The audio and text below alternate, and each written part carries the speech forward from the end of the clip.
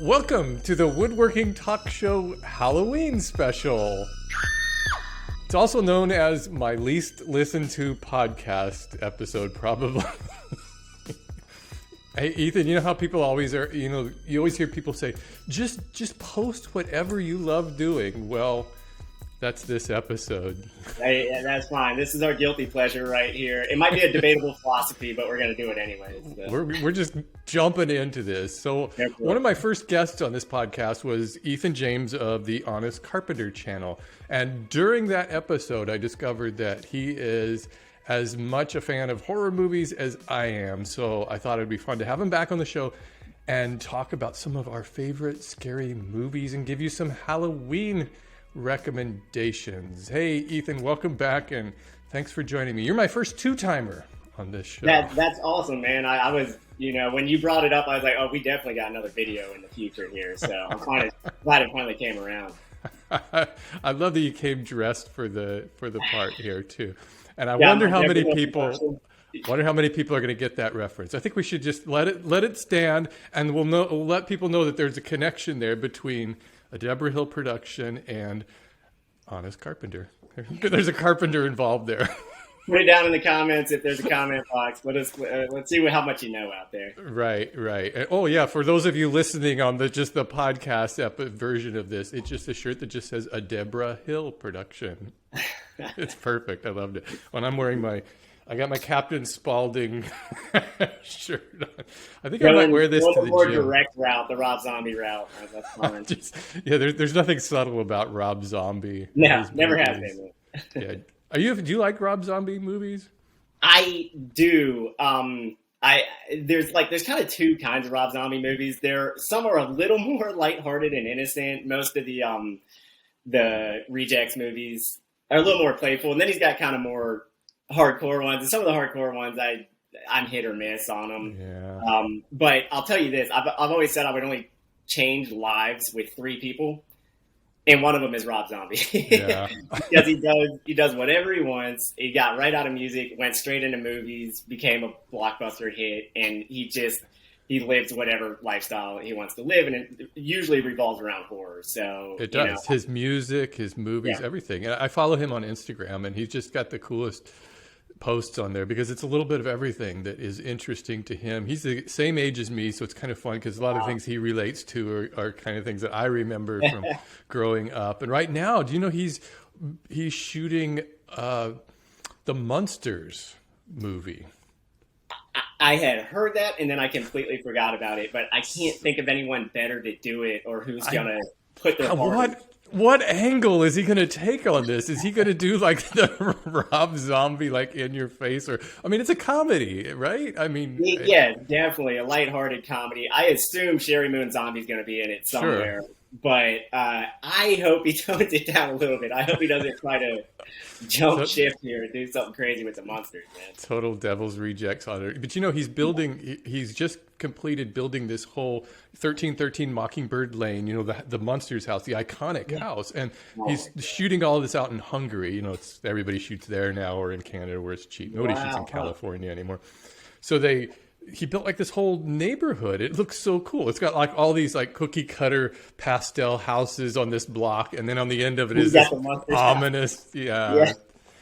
See, that's what I'm saying. Like, who gets to do that? Who gets to call that shot? We're going to rebuild the entire Monsters neighborhood. Only Rob Zombie gets to do that. It's so cool. Yeah, it's following. Plus, he's got a cat. His cat has his own Instagram account now. It's just like, I think it's called Mr. Zombie or something like that. It's this really cute little Persian on, and they're fun. They're vegans too. They're like hard. I'm not surprised. I'm not surprised by that.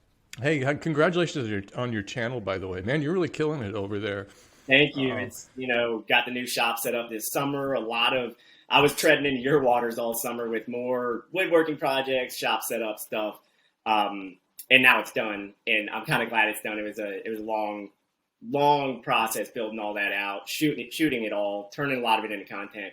And I didn't do a lot of house-related stuff, and that's more my bread and butters throughout the years. So now that that's all settled, I'm reaching back out for collaborations, probably going to work with some community colleges, get back to construction-related topics as much as I can before the year is out. So I appreciate it. Yeah, it's still going strong these days. Yeah, you're almost at 500,000 subscribers. I don't know how many millions of views you've had on that. Your videos all just perform really, really well. Thank you. I appreciate that. And I take a lot of my cues from you, and you know how videos have to be engineered on YouTube. Yeah. You got to find topics that a lot of people are going to be interested in. You got to present them in a way that they're going to appeal to the broadest number of people, and that they take something away from it. And I think people will keep coming back if every time they watch, they're like, I took something away from that. I learned something there. So, you kind of paved the road for us. Well, it just means don't make Halloween videos. If you want people to watch. Oh, man. Yeah, it's going to be like 10 out of 10. You know how YouTube gives you the thing on there? Yeah, right. Exactly. Yeah, I'm coming. I haven't shot my Halloween video yet this year. I'm trying to figure out what I want to do. And I usually like to try to incorporate a little project with it, but mostly it's just an excuse for me to kind of have fun and do some stuff that nobody's going to watch. But see, I think those are my best videos. I just love doing those. They're so much fun. But yeah, people don't want to watch them. Probably not. I have a buddy here in North Carolina. We went to high school together, and he runs one of the biggest haunted attractions out in a little town called Archdale, which is not far from where I live in Greensboro now. He's so busy at this time of year. I mean, he's orchestrating literally 1,000 people or something. And I waited way too long. I got in touch with him because I wanted to go out there and document at least the tail end of the build, because every year they shuffle things around a little bit. We're talking like acreage out there. They've got like 7 structures or something. It takes an hour and a half to get through it all. And I couldn't get him in time. So I'll be watching your Halloween episode because I don't think I'm going to get to shoot the one I wanted.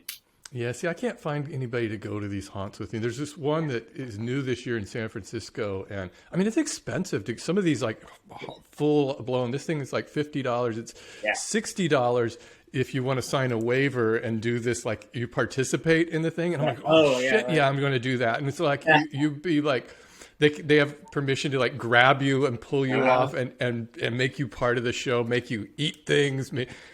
I just totally want to do this. They're like, don't worry, it's safe. But I can't find it. Man, I don't know, because now we have this whole subgenre of horror movies that are haunted attractions going horribly wrong, like Haunt that came out this last year or something. And I'm like, maybe I'll just go with the B-rated walkthrough, and not like eating stuff halfway through the trip. What'd you think of Haunt? Did you watch that?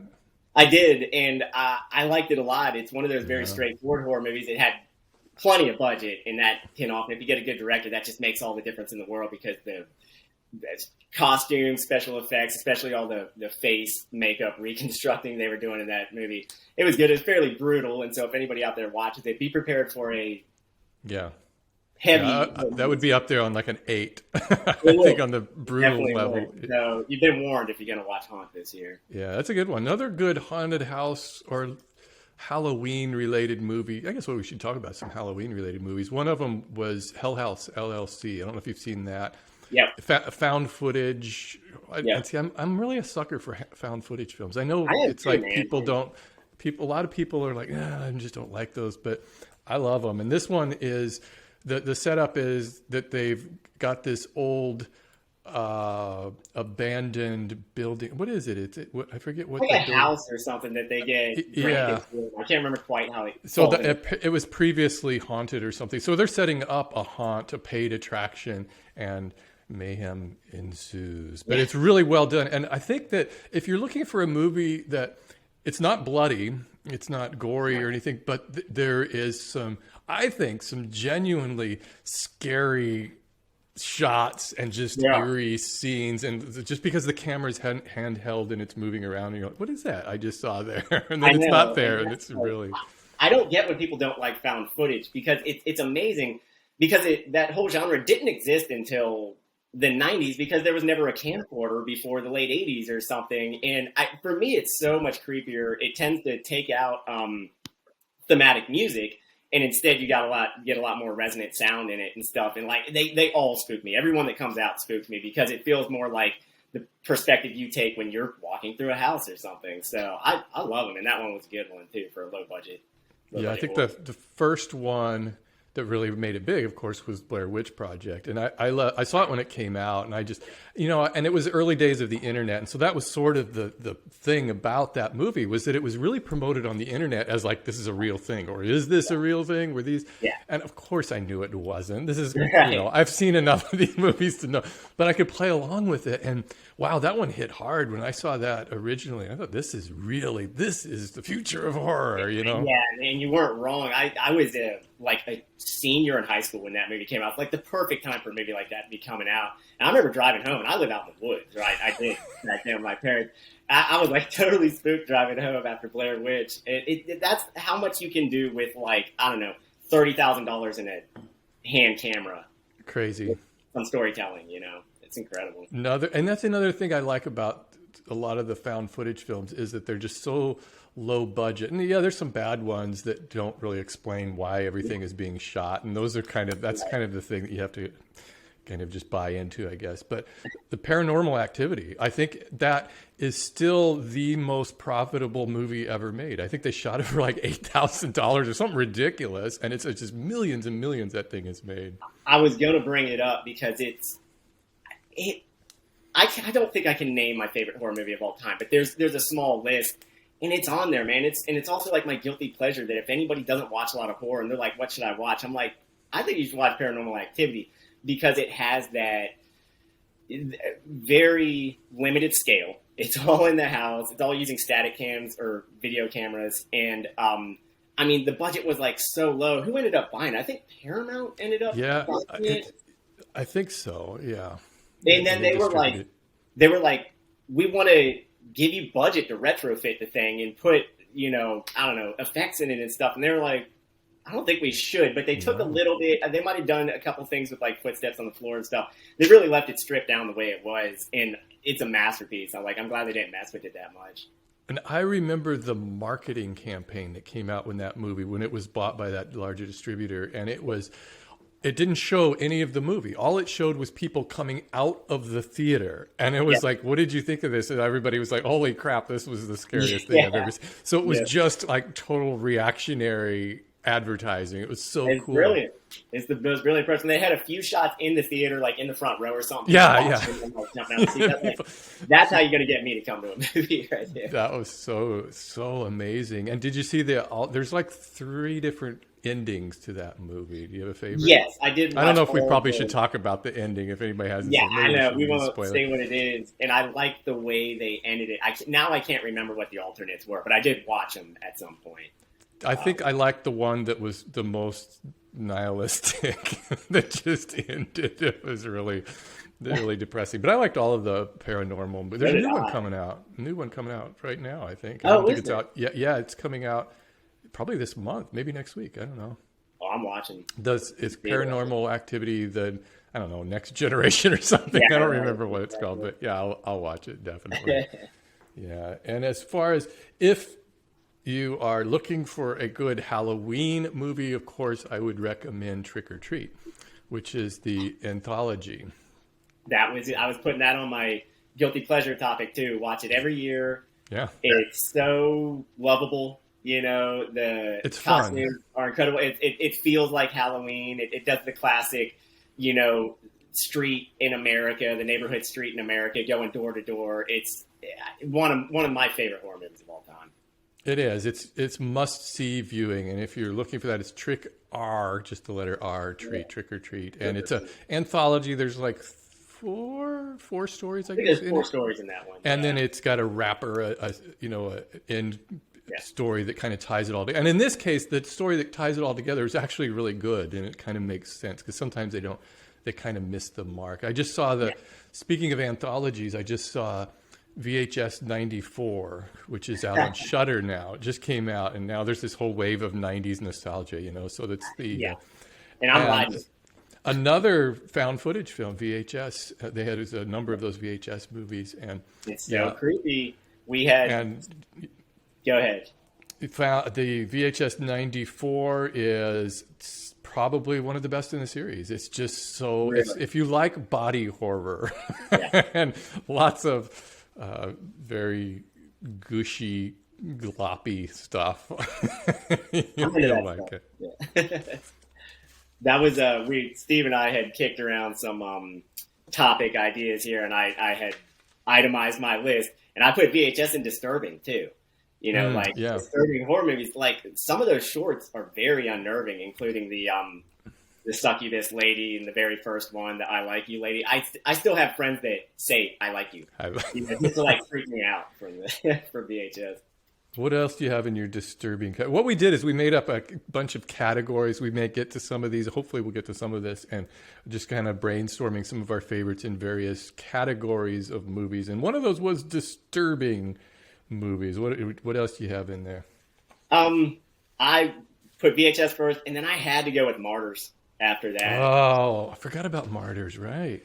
Martyrs is so unnerving. What's funny is I checked some lists just to see what people were saying on the internet, and a lot of people put it in worst horror movies, and I'm like, that doesn't even come close to the worst horror movie I've ever seen. And more to the point, like, it's unnerving the whole way through it. It's kind of relentlessly brutal. That's a warning for those of you out there.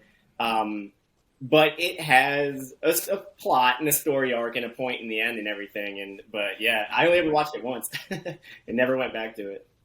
One of the films that I have got a few on my list. When people ask, like, what's the hardest film to watch, like the most disturbing, I always put Cannibal Holocaust at the top of that list. And it's just...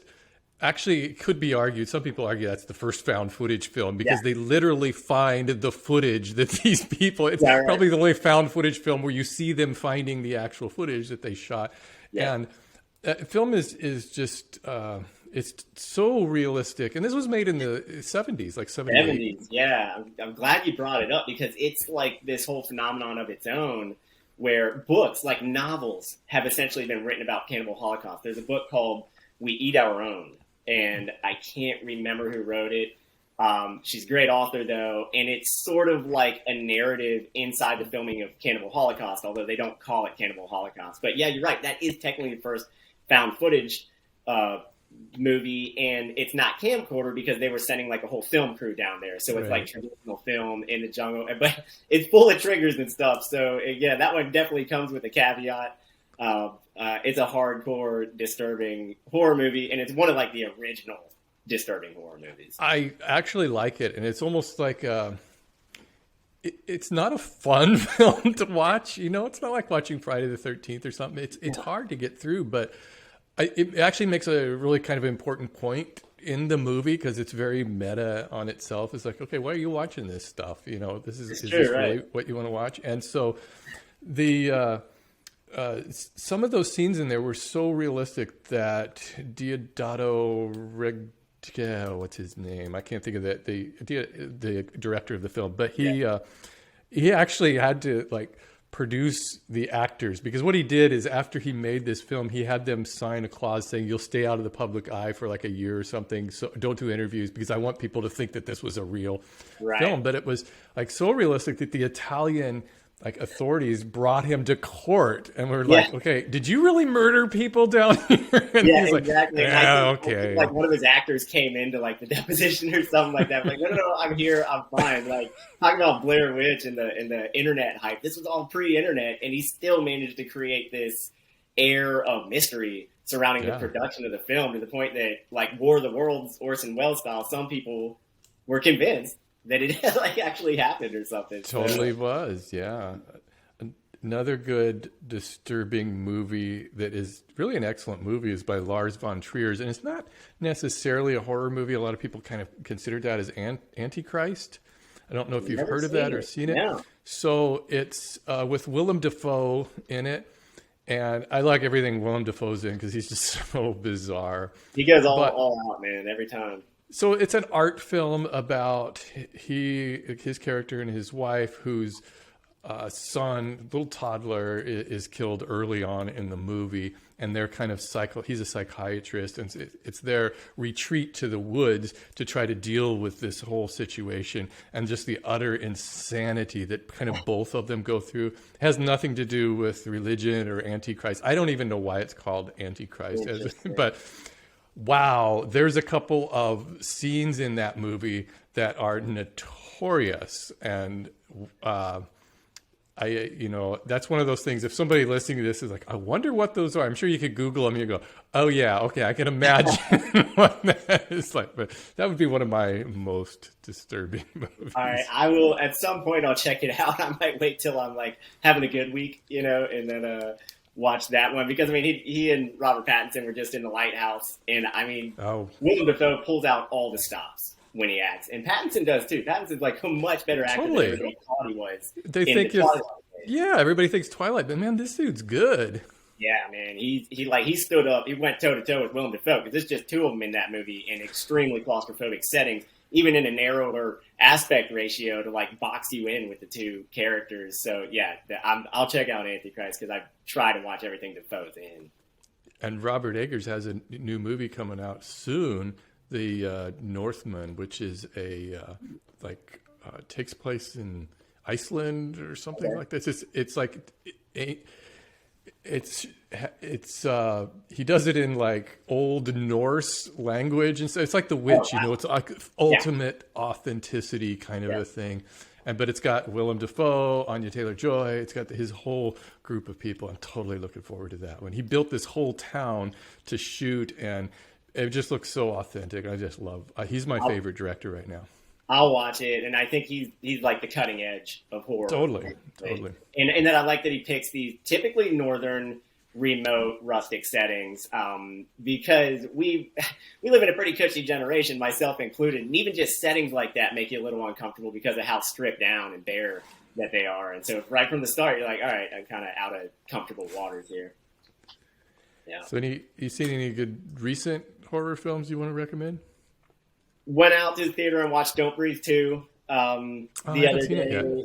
I liked it. I like Don't Breathe 1. I love the actor, and I just forgot his name now. He's been in so much stuff, Tombstone and Avatar. Mm-hmm. And what's crazy, he's in VFW too. VFW is so awesome. It really is. I know. He's like, he's one of those actors that didn't hit his full potential until he was much older. Like he played like the grizzled old guy that survived stuff. Stephen Lang. Stephen Lang, that's him. Yeah, I loved him in Tombstone. Yeah, he played Ike Clanton, wasn't he? Ike Clanton, yeah, and he's such a sleazeball. Just a weasel. Yeah, he is. And later on in life, now he tends to always be like the super tough, unbreakable guy. Still plays some bad guys. In fact, kind of always sort of plays a bad guy. But he looks great, man. His career has just gone through the roof as he's pushing 70. So they took a different direction with Don't Breathe 2, right? So now it's like a prequel, but he's like more of a sympathetic character? Is that the way it is? It's, yes, he's done bad things and has kind of turned his life around, and he has a codependent in his life, and when his little sanctity that he's created in the outskirts of broken down Detroit City kind of gets invaded, he calls upon his soldierly instincts to deal out justice and whatnot, even though he's blind. And of course that always adds such a cool effect to a movie, because there's so many rooms for creativity of how he does the things that he does and stuff. So I like that one. A lot of what I've watched recently, I didn't get Shudder until this year, and so now I got Shudder, the streaming service, and comb through Shudder pretty frequently. Little unknown one, I don't know if you've seen it or anybody out there, Head Count. Small budget, set in Joshua Tree, and I love weird settings, especially desert settings in horror movies. And it's like a group of friends and then an extra friend they kind of pick up along the way are staying to party in a house in Joshua Tree, and they begin to have the weird experience that someone is missing from the group, but they can't figure out who the extra missing person is. And I've had that on trips with friends. I've even talked about it with friends after I watched this movie. They're like, you got 9 or 10 people in a house. It's hard to keep everyone accounted for. And eventually you'll find yourself sitting in a room being like, is everyone here or are we missing somebody? And it's really unnerving. I thought they tapped into that so well. So Head Count is a good recent movie from like the LA movie scene. Excellent. Writing it down. Cool. What about you? Seen anything new? Well, probably, and I just keep coming back to the same 2 movies that I've been recommending to anybody, is Saint Maud. I just love that movie. I've watched it probably 3 times now. And it's so good because it's again, this kind of new wave of young directors. This is Rose Glass. This is her first feature film, and she just nails it. I mean, she just shoots it so well. And it's basically a 2-person movie. And so the setup is this home healthcare nurse. There's like a hospice nurse, which is Maud, and she goes to take care of this dancer. This is elderly dancer who is dying, and so it's kind of like she's just keeping her warm or comfortable. But Maud has these religious epiphanies, and so she hears God talking to her, and I guess a lot of it is it questions it has a lot to do with mental illness and how we people can say they hear voices talking to them and you think, whoa, that's kind of crazy. This person probably has some mental problems. But if they say God spoke to them, we kind of give them a pass, you know? And so it toes that line and so it really focuses on Maud's real just mental depression and this obsession she has with like saving the soul of this woman who is going to die soon. But and I think the best part about that movie is the last half second. This has the most intense, it's probably like 5 frames or something shot that kind of pulls the whole thing together, and you just sit back afterwards and you're just like, holy shit, I can't believe that just happened. See, I still haven't seen it yet, and you recommended it last time, and I got bombarded with finishing up the shop, and I never got around to watching it, despite the fact from the first time I saw a preview of it, I was like, that looks intense, and I'm probably going to watch it. But so you like these kind of hard-hitting, psychological... Yeah, this is one of those things that I've gone through like different periods of what I like in horror movies. And right now I'm just kind of on this thing where I like these movies that are like Saint Maud, that is just relentless. It just doesn't let up. It establishes a tone from the very first shot. And okay, this is going to be a dark movie. Right. There's not going to be comedy. There's no campiness to it. There's nothing funny. It's just going to be in your face here. And then it's similar to Censor. I just saw Censor. I've seen it twice now. And this is about the 80s videos in England, which they had this list called the Video Nasties, which were films that the government decided were too extreme for people to watch. Texas Chainsaw Massacre by today's standards would never be that extreme, even though it is my favorite movie of all time is Texas Chainsaw. Wow. Okay. But so she is a censor, so has to watch these movies and kind of like see if they're acceptable for the public or if they should go on the Video Nasty list. And in one of these movies, she happens to see somebody who she thinks is her sister that has disappeared many years ago when she was a child. And so it becomes this, she wants to follow up on that. But it's also another one of these kind of psychological things where she just gets really, really deep into the weeds on this thing. Another first-time director of that, Prano Bailey Bonds. And she's just killing it. She's like taking this movie off to film festivals and showing it around. And I love seeing that kind of stuff. I think, and that film festivals love the psychological approach. They love heavy tone and everything. So you're hitting your heyday on movies then, because there's more of that stuff popping up these days than ever before. Did you see The Cabin? Oh no, I haven't seen The Cabin. Check it out. Sounds right up your alley. It falls into the category that I call grief driven, which sounds like you might like it. It's like you said, heavy from the start, relentless to the point where I had to stop it at some point, take a breather, and keep watching it again. So, Hereditary would be a similar kind of grief movie. Yes, and The Cabin, and I think The Cabin probably took notes from Hereditary too. When other directors were like, "Man, that was good. I'm going to do something like that," but I could be wrong about that. I don't know. Do you have any underrated movies? Yes, many. And some of them actually got their due in time, and then they kind of got forgotten. So I love this category because, like I said the last time I was on the show, most horror movies are bad. Yeah. Budgets are questionable. They get made kind of fast. And if they get 75% of stuff right and then 25% is bad, I'll say that's a good horror movie. That said, these are ones that I really was blown away by. Number one is House of the Devil from 2009. Oh yeah, I know that one. That's a great one. Great horror movie. It's one of like the first movies that now everything's cashing in on 80s nostalgia, but in 2009, not too many people had done that yet. And it's 80s from start to finish. They even shoot it with kind of a grainy perspective to everything, the outfits and cars and everything. It's so 80s. Awesome movie, House of the Devil. And then go a little That was further also with Greta. I can't think of her. She became a director. She directed Lady Bird and won an Academy Award. But really? She was an actress. The girl in it? Yeah, yeah. Oh. It was the girl's friend, the one who dropped her off there. And back. Greta Van Gerwig, is that her name? Yeah. Okay. I didn't realize she'd gone on to direct. Yeah. That was crazy. Huh.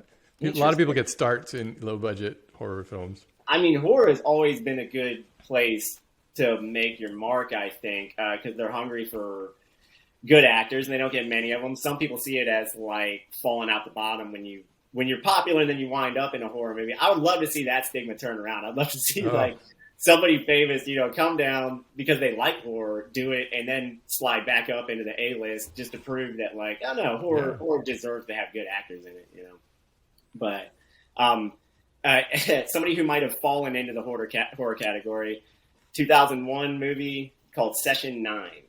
Oh, haven't seen it. Great. I think like USA, like the network, produced it or something. It might have not gotten a wide release, and I'm a tradesman. It's one of the reasons I love the movie. It's about a small team of asbestos remediators that called to remediate an abandoned asylum. And when they get there, strange things seem to begin to happen in the asylum, and as various characters start exploring the history of the asylum, stuff gets more tense. And of course, they always have the pressure of a large-scale asbestos removal hanging over them, where they need to be very careful about their air purification and their safety equipment. And it's, they're doing it at such a scale, like it's really easy to get mesothelioma if you're not careful. So always thought it was a very interesting idea for a setting. David Caruso was in it. And it was like what did he do? Like CSI or something? Yeah.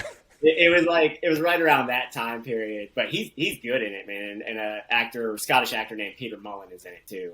So they're both great. And the last one I'll throw out real fast, very recent movie. It was a pandemic inspired movie called Host. Love it. That was my favorite film of last year. It probably was mine too, man. I don't know anything else that could compare to it. A 45-minute thriller shot entirely on Zoom during the pandemic about using Zoom during the pandemic. It's brilliant.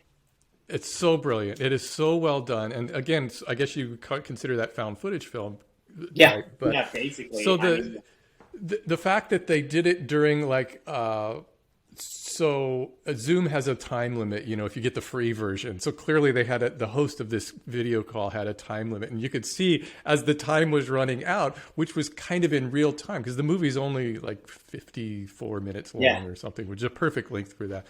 I just thought that this would be the perfect movie to watch on a laptop because it would just just be in that. Yeah. Exactly. That's the purest way to see it. And I mean, that's like, I love when really smart young directors out there use their limitations as a benefit, and that's what he did. And I mean, and plus it taps into the claustrophobia we all felt during the lockdowns, basically, where you're just dying for some interaction with people. And the only way a lot of people could get it was through Zoom. And then it comes into your Zoom space. It completely makes you scared about Zoom too.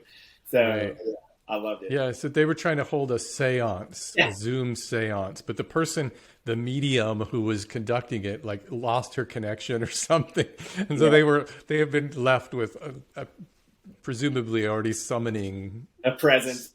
Yeah, and see, this is the weird thing is one of the things I find myself attracted to in more recent years are these paranormal movies, which in the past I was because I don't believe in anything supernatural, but I find that it's real interesting to watch these kind of movies, and I do find them how they approach that is really exciting to see how it's going from movie to movie and how it changes. Yeah, I love them, to be honest, because I'm not a real spiritualist either, but one of the things I like about it is it removes some of the guilt of watching bad things happen to people that because other people are doing them. Instead it's like you get this kind of disembodied evil force or something like that. And, I just think so many people have tackled it so many different ways, but every time you get another paranormal movie, I'm like the first one signed up. Totally. Me too. Yeah. How about the ghostly encounters? Did you watch that? Grave Encounters. Grave Encounters. Watch both of them. Really liked them, and they're like fairly generic. Another found footage, another hand cam going through. There's something just so creepy about that because whatever the camera picks up, it feels less like a director showed it to you and more like it was accidentally glimpsed on the screen. So yeah, I love Grave Encounters too. Grave Encounters is fun because it's kind of poking fun at these like History Channel ghost discovery shows and things and the people in it, they know it's all fake. They're like, yeah, we're just doing this thing for the show, and then they encounter something. And there's also kind of a little bit of a sci-fi element to that too, which I thought was kind of cool. Some mind-bending physics things begin to happen. You see a little bit of that in VHS too. One of the shorts, I think that you get the problems with the house like changing shape and stuff. So if you're looking for an underrated, maybe overlooked movie that was fairly mainstream, The Voices with Ryan Reynolds. Have you ever seen this? I watched half of it the other night, and then I had to go, and I got right to the point where things were starting to evolve. So it's funny you bring it up. I mean, this is like 2 or 3 nights ago. Yeah, and I just saw this for the first time maybe a month ago. I'm like, how did I miss this movie? Because it was, I'm kind of, if I see some bigger budget movie, I'm kind of like, I'm probably not going to like it that much. I'm like all hipster that way. But then I watched this thing and I'm like, wow, this was really, and it's funny. Ryan Reynolds is a serial killer, and he keeps the heads around, and the heads talk to him. He had the voices in his head. And you figure Ryan Reynolds would have gotten known more, but it was like 2015. It's like 6 years ago now, and most people don't know that it came out. Just going to show you, hey, there's one of a very popular actor coming and doing roughly a horror movie, and then it doesn't get much talked about. So that's kind of a bummer. But what I was saying to a friend when I saw the first half, it's sort of like a conflation of Dexter and Ted. With Mark Wahlberg, where he watches stuff, that's what it felt like to do. That's a good way of putting it. Yeah, I think anybody would have fun watching that because it's not a movie that takes itself really seriously, so you're not going to be really scared or anything. But it's weird. It's a little disturbing, but in a fun kind of way. Yeah. As far as another overlooked movie, I got a couple. I won't go through all of them. But one movie I really, really love is called Almost Mercy. And this was a film made by this Rhode Island director, young guy. I think this was his first movie. But interesting, it has Bill Moseley is in it, and Kane Hodder is in it and plays the gym teacher. And so it's just about these two kids growing up basically kind of with non-involved parents, and they have a lot of troubles in their life, and it starts when they're young, and then they become teenagers, and one of them starts to develop this idea of like taking out the people in school who he doesn't like in kind of a school shooter almost kind of thing, which is really disturbing, but it has a nice twist to it and a very satisfying ending. I've seen Almost Mercy a lot of times. It's one of those films that I just keep coming back to. I just like it. It's just one of those that just hits all the right notes for me. I hadn't seen it. I like Bill Moseley. I love that Kane Hodder totally embraces his place in the horror pantheon. Totally. He's always doing something. Since you mention it, I'd bring up, have you seen Super Dark Times? Yes. Yeah, I love that. Great movie. You're talking about school shooter, but like the school setting. Right. Getting in over your head, and kids getting trapped in so extremely socially tense situations that they can't necessarily get out of in that pressure cooker. I feel like it takes everyone back to being 16 and getting a little in over your head somewhere along the way, and that claustrophobic feeling you get of like your whole life might get screwed up by this thing that you're about to go through. Right. I'm going to watch Almost Mercy, and I throw out, if anybody likes it, check out Super Dark Times too. Yeah, Super Dark Times is really a good one. I'm gonna have to go rewatch that one. It's been a while since I've seen that. It came out a few years ago. Yeah, it did. There was another small budget one, but they just do the actors they got for it were perfect, and those kids carried the movie. You have any guilty pleasures? I hate that term guilty pleasure because I don't think, but it's the best way of kind of describing a movie that basically everybody hates, but you just like, oh man, this thing is so right. Yes, and I'll say one is one that people hate, and the other one is one that I just can't stop watching, and that might make it a guilty pleasure. This past year, a South African movie came out called Fried Berry. Oh, I saw that. It was on Joe Bob Briggs, I think, showed it on his show. Okay, did he? All right, yeah. I didn't even know he did it. That makes God, that was weird. It's wild, man. It's more like a music video with the strangest actor you've ever seen. But something about the visual, I mean, that thing just like slams you in the face with visual images. And I can watch whole movies like that, even if they don't really have much of a subtext to them or anything, but just because like the colors and everything, I get so obsessed with it. So Fried Berry is my oddball pick. And then can't stop going back to it. Not a movie, but Stranger Things. I know it's like one of the biggest things in the world now, but I just watch it over and over and over again. I got a friend watching with me now because she hadn't seen it. All seasons or all of the seasons you watch? 2 is the weakest, but 3 is my favorite. But I will watch them all. Yes, 3 is my favorite. Again, all the color, all the 80s nostalgia. I grew up in the 80s with, I was young, but the mall phenomenon, of everyone going to the mall and stuff is like so big in my mind that 3 really drove the dagger home. Yeah, maybe I should give it a shot again. I stopped watching it after 2. I'm like, I kind of jumped the shark. 2 is the weakest link in the chain, but the other thing is the directors, the Duffer Brothers, are from my hometown. And they're about my age. And while the whole thing is set in Indiana, all the names of everything are actually all the names of things around my hometown. So as you watch it and they mention the Eno River and Jordan Lake and stuff, those were all the places where we went when I was a kid. So I kind of have that like local connection to just what they do, when it comes to guilty pleasures, I don't feel guilty about anything I like because I know I like some really crappy movies, but it's sometimes one will come along that just scratches that itch that I need to just be totally brain dead and watch a movie that's just so ridiculous. And I love Thanksgiving. If you want to see, it's probably the only Thanksgiving movie. It's comedy, and it's just this turkey who goes around, and it's this puppet turkey, and you can clearly see it's a hand there, operating him. But he's just this foul-mouthed turkey, and it just does the most horrific things. That thing cracks me up, and I think it's only like an hour long. It's also a real short movie. That makes sense. That is definitely a guilty pleasure right there. And that's Thanksgiving viewing, definitely. It's not really Halloween viewing. Save that. Let's see. Oh, I love the Velocipaster. It just came out last year, the year before, and super low budget. I actually talked to the director of the movie because I wanted to get on board if he was going to do a sequel. Oh my God. If you need some funding here, I'm on board. But it was totally just really funny, just ridiculous. He's like basically made a movie where he throws everything into it. This guy, he's like a preacher who I forget what happens to him, but he becomes like this velociraptor.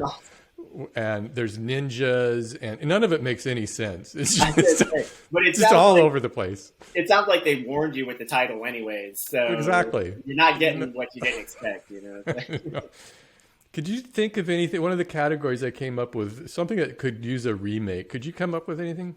Yeah, I got a couple. And again, 2 ends of the spectrum here. 1, because it's so good, and I think maybe the newest generation might need their own version of it. And 2, because it's so bad, but had the best title I've ever heard for a horror movie. It needs a better movie for its title. The great movie is Deliverance. Oh, right. Yeah, that could use an update. Questionably a horror movie. The original is just so good. You could probably put it in the disturbing category, too. You're never going to get a cast like that together. Burt Reynolds. Burt Reynolds and John Voight, and just actors like that may not exist anymore. But Deliverance shocks everyone who sees it, and I'd be interested to see what the 2021 version of that is. Not that we need one though. And then the movie that had the best title and is for me probably the worst horror movie I've ever seen is called 5 Across the Eyes. Oh. It's, if you haven't seen it, I'm not remotely surprised. It sounds like it's making down in the scale. Velocipaster is probably better than this movie. I've never heard of this. It's found footage. It has some. There's trigger. I'll give trigger warnings. There's some gross stuff in there, but it is literally like a handful of kids shot in 9 days with a camcorder. And it's like they're leaving a party or something one night, and they're going across a part of town. They're out in a rural district somewhere. And there's this area that everybody calls the Eyes. And I'm not sure why. And there's 5 girls that have to get across the Eyes. 5 across the Eyes. I was like, man, I'll watch this movie just because of the title. And it, to this day, it's the worst horror movie I've ever seen. So I think, but memorable. Yes, yes, exactly. That's funny. So I just saw a movie a couple months ago. It was an old movie. I saw it on Shudder. It was called The Witchfinder General, and it was with Vincent Price. This is like older movie, like 60s. Wow. Yeah. And I saw this, and the concept was so cool. It's like this, I guess, several hundred Renaissance times, I guess, where there is, the witch hunts, basically. And so he goes... I guess this would be the Middle Ages. So he is a witchfinder general who goes out trying to find witches that they can burn at the stake. And so, but it becomes just this, basically a cash scheme, because he gets paid for all the witches he can find. Okay. But it was, the tone of it, I thought was, I love the concept of it, but the tone should be updated. I think this would be a great concept if they made it serious and really took this topic of these people going out and accusing everybody of being a witch and burning them for whatever they kind of thought was witch-like, And I thought, this would be a good one to. And there's a corruption scandal. Oh, totally. Involved. Yeah. That's interesting, huh? Have you ever read? I'm going to, for a split second, go off movies here. Have you ever read Blood Meridian by Cormac McCarthy? No. Very similar to this. It was about scalp hunters in Mexico in the 1860s, around the time of the Civil War, who were hunting down the last of the Comanche. And taking their scalps and selling them for profit. But I had never heard of Witchfinder General. I love Vincent Price. I'm going to have to watch it because it preceded Blood Meridian by like 20 or 30 years, but it sounds very similar. So, all right, definitely, that's a good one. Definitely needs an update. Wow, we're going to have to... You know what we're going to have to do is we're going to have to do this again next year because there's no way I'm going to get through all this stuff. We got like 10 more topics to cover. Oh, man. We have, but this will be an annual thing. But we still have time here. So one of the things I wanted to ask you about. Okay. Jason, Michael Myers, Freddy. Pick one. I got a buddy that'll kill me if I don't say Freddy because he's the biggest Freddy fan I've ever met in my life. But I'm gonna go Michael Myers. And it's hard. I would put Freddy at the bottom on my list because it never scared me, and the other two did. And the first horror movie I ever watched was Friday the 13th Part 8. Jason Takes Manhattan. Oh, that one's so fun. It is, I know. And I was like 10 years old or something. I should have been watching it. I was like with some friends. I think I was with my older brother's friends, and so that was like, when I go back to my furthest, most fundamental memories of horror, it's Jason, That's funny. And then within a few years, I saw Michael Myers. And Michael Myers is genuinely scary. And he is. John Carpenter just knocked it out of the park, especially with the music. I was riding in my truck the other day, like right when we hit October, and I switched to a college radio station. And right when I switched to it, the Halloween track came on, and I was like, now it's October, man. Like, that song just nailed it down. I think we talked about this before. Do you like the Rob Zombie's version, Halloween? I did. Yeah, I liked his Michael Myers. He took a different look. Super controversial there. Yeah. Boy. He kind of looked like Rob Zombie. He did. I liked his, and I liked Danny McBride's. Yeah. I feel like everyone who does it nails down some part of the Halloween phenomenon. You looking forward to Halloween Kills? I am definitely going to watch it. It looks kind of like a reboot of the last one to some degree, with Jamie Lee Curtis taking on this more militant edge. She's kind of more like a Sarah Connor from Terminator at this point. But I'm such a fanboy that I'll watch everyone that comes out. I think that when I was younger, I always just recoiled at this idea of remakes, and now I kind of get it and I like it because a good remake does is more of a reimagining of it. And I think that what people need to know is that a remake doesn't by any way diminish the original. It still exists. You can always go, because like I mentioned earlier, probably my favorite horror movie of all time is Texas Chainsaw Massacre. I just love that movie. I've probably seen it 20 times. But when the new version came out, Jessica Biel was in, I think it was like her first movie. Right. So hot in that. Oh my God. But when I saw that, I thought, okay, honestly, this is really good. I thought the remake was really well done. It took a totally different kind of approach to it, but it kept some of the same beats that were in the original. And so, I think you can live in a world where both exist and you can just love both of them. I feel that way too. I have no problem with the remake. And my buddy, God, I hope he doesn't listen to this. Because he's so pro Freddy. And he flipped his lid when they redid Friday the 13th. Yeah.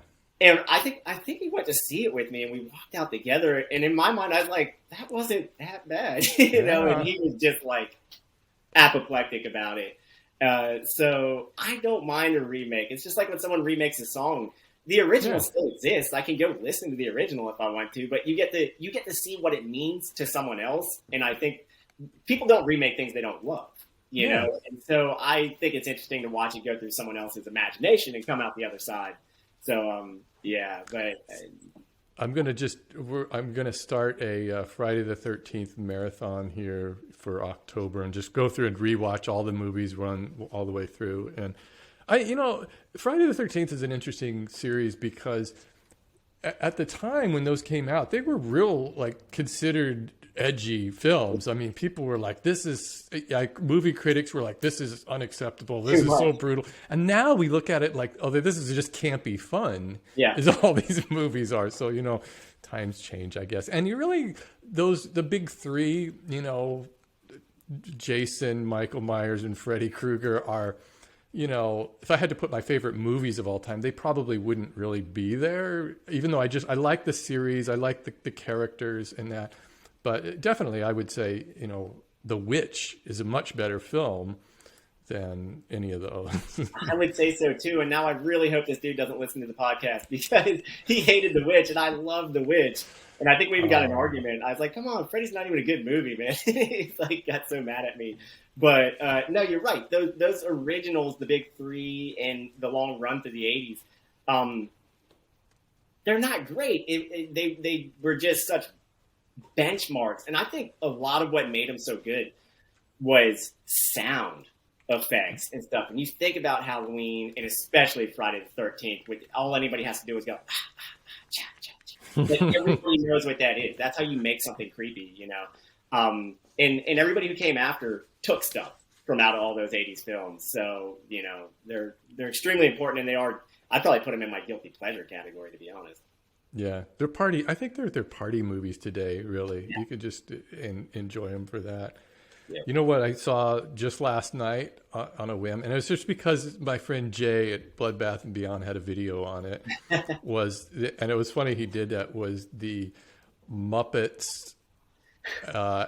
what is it? The Muppets Haunted Mansion. It just came out. It's on Disney Plus. I love the Muppets, man. I'll watch it. Oh, so it was really funny. And I think that if you've got kids and you want to if you're looking for something a little scary, and there's some, jump scares in there and that are real fun. Yeah, Muppets Haunted Mansion. And if you've ridden the Haunted Mansion ride, there's a lot of things that are in that just for throwback to that. Okay, all right. I watch everything Muppets related, especially when they did that show. I actually like the show. I watch it, and I'll say for my family's picks, well, it's kind of two things, because we had said horror for kids and then horror for families. Right. Two approaches here. Kids, I would go classic, Ernest, Scared Stupid. Oh, I forgot about that. It's just, man, like that. I was really young when I saw it. I think I watched it with my dad. And then not too long ago, Goosebumps put out a horror movie. I say not too long ago. It's probably 11 years ago now. I can't remember what it was called, but it was extremely good. It wasn't like the Goosebumps show. They did, and it wasn't the Jack Black movie. They did a Goosebumps horror movie. And I really liked that one, and I think kids could handle it. And for families, I'd probably say those early M. Night Shyamalan movies with Sixth Sense and Signs, they're all sort of based around a family unit. They're all good moral stories. And man, I thought they were scary. Like, and some people just laugh at them, but I thought he's one of those kind of a little bit controversial directors in that people kind of think he's jumped the shark after his first couple movies. Right. And I can see that. Did you see the twist to Sixth Sense when you first saw it? I did not, and I didn't either. It totally caught me by surprise. I loved it. And I don't, like, when I'm watching movies, I don't often anticipate what's going to happen. I just get sucked along with the story. So, and even if it was predictable, I'm like, man, it's still so well orchestrated that if you go back and watch it again, it's not easy to, I think, tangle a story like that in such a way that you can have a character who's not even actually present. Yeah. But it's not real obvious till the end. So in terms of writing, it's like a Hitchcock masterpiece. Mm-hmm. So, and I just think and especially Signs, like, it's a good thing to watch with your kids or something if you want a scary movie. I would say, and this is probably no surprise here, family movies would be Nightmare Before Christmas. Debatable whether it's Halloween or Christmas movie. I don't know, but it's a lot of fun. And Ghostbusters. I almost forgot about Ghostbusters when I put this on there. About it. Yeah. It's because it's just such a mega hit, you know. But I think that would be a good one. All families could enjoy Ghostbusters. Absolutely. Those are great picks. Let's see. We're going to go through these a little bit quicker here. Okay, quickly. Best favorite comedy horror movies. Do you have any in that category? Yep. Throw out two here that people might not really know. 2014, a movie called Housebound came out in New Zealand. You ever seen that one? I feel like I have, but maybe not. Very good. A young woman is put under house arrest after failing to rob an ATM, and she has to stay with her mother. And she doesn't really like her mother's house because she's always been convinced there's something weird about it. And when she moves in, things do get weird. And then what makes the movie so good is probably her parole officer is hilarious. He's a New Zealand actor. I don't know his name, but it turns out he's her PO, but then he also has this love of paranormal investigation. And so when things start to get weird, he gets more and more involved in their lives to try to figure out what's going on with the house. Awesome movie out of New Zealand. And then just last year, a black and white horror comedy came out called Here Comes Hell. Oh. And it's like a throwback to the maybe 1930s black and white horror movies, where a bunch of wealthy people go to a mansion to have a seance and things begin to go wrong. And it has a little bit of the Army of Darkness feel, really campy, like, you know, ghouls and witches like running around with their faces burned off and stuff. So those are my two comedy picks. Good. I'm writing all of your picks down. So I got like a half page here of your stuff too. Yeah. So as far as comedies, I think you've probably seen Tucker and Dale versus Evil. Yeah. It's so funny with Alan Tudyk in it, and it's about these two guys who are kind of like, you would think they're the stereotypical kind of rednecky serial killers you would think of it, but they're just the nicest guys. And inadvertently, these teens who come out into the woods get killed just by happenstance, and it always comes down to thinking that these two guys did it. I think that's one of the funniest. Can't go wrong with Shaun of the Dead. I've seen that a million times. And I was going to say it there. I was saving it for my zombie pick because I think it's such a zombie movie too. But that movie is like, you talk about a perfect script and knocking it out of the park on like your first attempt. Simon Pegg wasn't really famous at that point in time. No. And he and Nick Frost, I mean, you could watch it over and over again and it's still funny. It holds up. And Edgar Wright is just a brilliant director on that. It's so good. I would say another funny movie is Gasm, which is a New Zealand film, which is about this heavy metal band called Gasm, and there's zombies involved in that too, and that's a whole lot of fun. Behind the Mask: The Rise of Leslie Vernon is sort of meta because it's a I guess you would call it a first person. It's a mockumentary about this guy who is Leslie Vernon, who is a serial killer amongst the likes of Jason and Freddy. In fact, they even reference all these other guys, and so it's a behind the scenes look of how he goes about planning these to kill teens, and how he says, well, it takes a lot of work to stay in shape for this because I've got to walk really slow while they're running, and still catch up to them. That one was really, I love documentaries, man. Yeah, that one was really good. And Happy Death Day just came out a couple years ago. I thought it was a lot of fun. Great movie. Yeah, I feel like we're in a golden age for funny horror movies. Movies like Happy Death Day, The Babysitter are hilarious and just good movies overall. So good call. All right, hit me up with a couple of zombies. So Shaun of the Dead was one, and then I'm a huge Danny Boyle fan. I lived in Scotland for a while, shortly after Trainspotting came out. So for me, 28 Days Later, classic. Yeah, man, it's just such a good movie as a thriller and a horror movie. It kind of introduced Cillian Murphy to the international audience, if that's how you say his name. I've never really known. Right. So I would go 28 Days Later. What's yours? Recent one, Train to Busan. Yeah. Kind of a big budget Korean movie, very well done, very emotional. And I like all the classic Romero zombies. I love Dawn of the Dead. Another remake, the remake of Dawn of the Dead. Zack Snyder did the remake. Right. That was one of his first movies. And I love the remake of Dawn of the Dead. A totally, similar thing that took place in the shopping mall, but brought some of its own elements to it. And I'm a big fan of Day of the Dead, the original George Romero, the third of that trilogy. And Lucio Fulci's Zombie, also known as Zombie 2, which had a zombie attacking a shark. You can't go wrong there. Yeah, that's good camp out of Italy.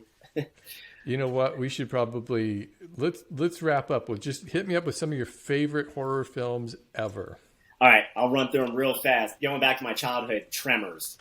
Oh, we just saw that last week. It was so cool you mentioned that. That's God, funny. I must have watched it 100 times when I was a kid. I was like 11 and obsessed with Kevin Bacon and Tremors.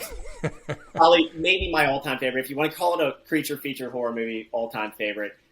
We mentioned Paranormal Activity, so I'll pass over that. But I will say more found footage that had an American and European edition, more or less. Quarantine and Wreck. Oh, Quarantine, the American. Wreck is, I think they're in Spanish for the Basque country. Yeah, come on. Dude, I mean, you talk about unnerving, and it's one of those movies where they start on like the ground level of building and like keep working their way upwards and getting more and more and more trapped. Like nothing will give you that claustrophobic being chased by monsters feeling. And it has a great reason for them shooting the video on there. Right. So it's this. She's a TV reporter who's doing a documentary on a fire department. They get a call into this building where things have been happening, and she's like, "Keep the camera rolling, just keep it rolling." And it's heavy duty. There's some serious, these scary scenes and jump scares, and it's fun. Yeah, especially talking about wild endings with Saint Maud. I almost can't watch the ending of Wreck because it's so creepy. The last like 5 minutes of that is heavy like duty. You can't breathe, man. It's awful.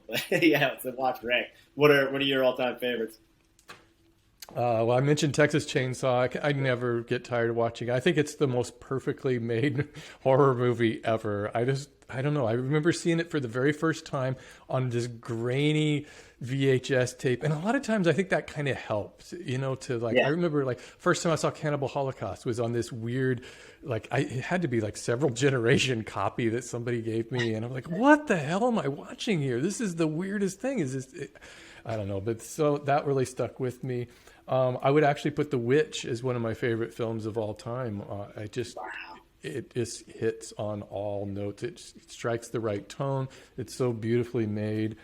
And those are a couple of good ones. I dare say Saint Maud might be in one of my favorites. And I kind of feel like I'm pumping that movie up, and then somebody will see it and they're like, what? Because that's often the case in a movie. I get really excited about, but it's also, I mean, if you look on IMDb, the movies I love usually have like a 5 or 6 rating, but I mean, that's how movies work. You develop a personal relationship with that movie. You see something in that maybe other people didn't see, but it really, you could say this whole genre kind of works that way because most people just don't watch horror or like horror.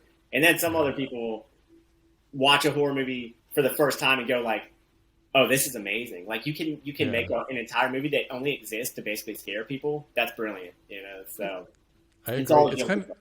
It's kind of like that. People will say that, well, I like movies, but I don't, horror movies, I just don't like the ones with jump scares in them. And I'm like, well, that's a tool.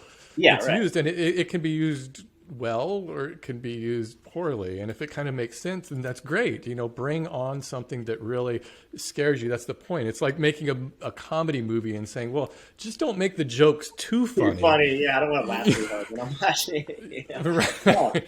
I think that Rob Zombie made that point. I saw a screening of, I think it was 31 or 3 from Hell, and he had a little commentary before the movie, and he said how his movies consistently, you know, get hit by the MPAA about, you know, that it's going to be NC-17 unless you tone it down.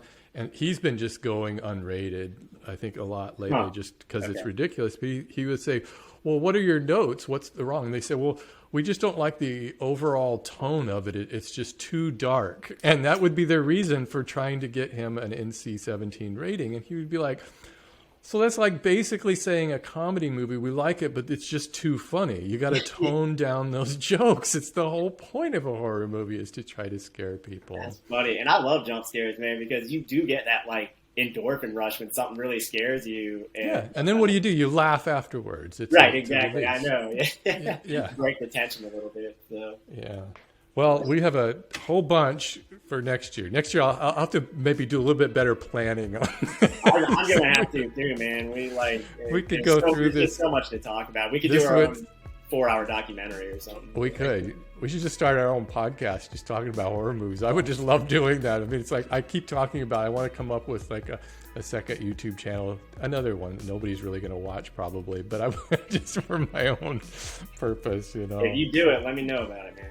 Yeah, that would be fun. Anyways, thanks again for joining me on this, and it was really great having your recommendations. I got a whole list of them here that I'm going to have to check out hopefully before Halloween. And for everybody listening to this podcast, don't forget to check out Ethan James over at the Honest Carpenter channel on YouTube, where he doesn't do Halloween and scary movie stuff, but he does.